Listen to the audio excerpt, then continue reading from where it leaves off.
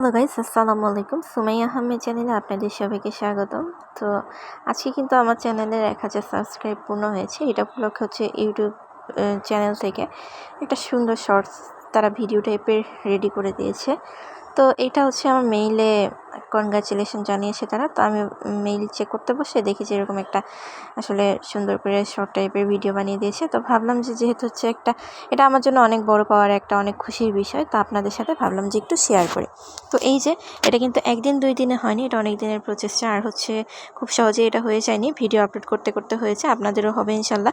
আর যাদের হয়ে গেছে তাদের তো অনেক অনেক শুভেচ্ছা। তো যাই হোক, এখন একটু চাট মশলা রেডি করব। চাট মশলা রেডি করার জন্য এই মশলাগুলো নিয়ে নিয়েছি। এখানে ধনে জিরা মিক্স নিয়ে নিয়েছি, জয়ত্রী নিয়ে নিয়েছি, কিছু শুকনো মরিচ নিয়ে নিয়েছি, আর নিয়ে নিয়েছি হচ্ছে 5 ফোড়ন। এখানে 2টা নিয়ে নিয়েছি স্টার অ্যানিস বা হচ্ছে যেটাকে স্টার ফল বলে। আর এখানে নিয়ে নিয়েছি হচ্ছে এলাচ, সাদা এলাচ যেটাকে বলে সাদা এলাচ। আর এখানে নিয়ে নিয়েছি লবঙ্গ, আর নিয়ে নিয়েছি তেজপাতাগুলো খুব সুন্দর ছোট ছোট পিচ করে কেটে নিয়েছি। আর নিয়ে নিয়েছি এখানে মিষ্টি জিরা বা হচ্ছে মৌরি, এবং সমস্ত উপকরণগুলো একটু ভেজে গুঁড়ো করে নিব, তাই হয়ে যাবে হচ্ছে আমার আর কি চাট মশলা। আর এখানে খুব সুন্দর করে হচ্ছে কাবাবের ডাল ঈদের জন্য সিদ্ধ করে রেখেছিলাম, ওটা এখন বেটে খুব সুন্দর করে ফিনিশ করে বেটে নেওয়া হয়েছে। আমাদের কাজের খালা বেটে দিয়েছে। এটা এখন দুটো বাটিতে করে একদম সমানভাবে ভাগ করে দুটো বাটিতে করে ডিপে রেখে দিব। আর ঈদের দিন যতটুকু দরকার হবে নিয়ে খুব সুন্দর করে হচ্ছে একটা মজাদার কাবাব বানিয়ে ফেলবো। তো কিছু কিছু টুকটাক কাজ সেরে রাখছি ঈদের যে কাজগুলো, যাতে হচ্ছে কাজগুলো সহজ হয়। আর বাসায়ও যাওয়া হবে, গ্রামের বাসায় যাওয়া হবে, তো এগুলো নিয়ে যাব। আর কি খেজুর আনা হয়েছিল, খেজুর শেষ হয়ে গিয়েছিল। এখানে হচ্ছে অল্প কিছুই খেজুর আনা হয়েছিল, আর তো বেশি দিন নাই, অত লাগবেও না।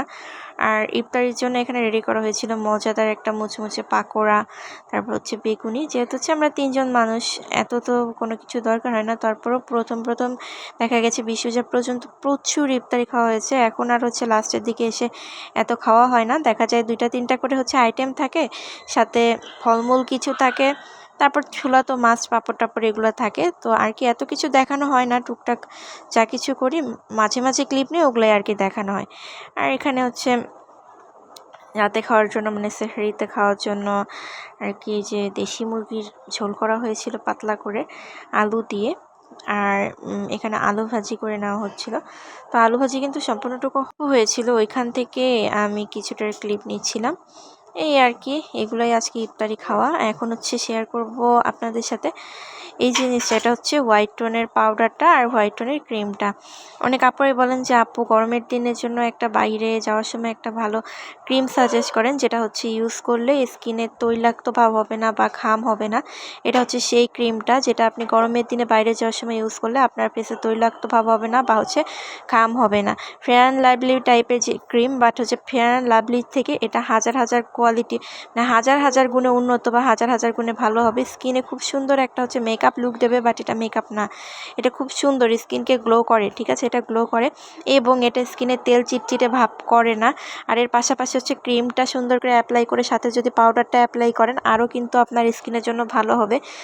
বলতে কোনো রকম তেল চিটচিটে ভাব বা হচ্ছে স্কিনে যে প্যাচে ভাব হয় গরমের দিনে সানস্ক্রিন ব্যবহার করলে, ওইটা কিন্তু হবে না।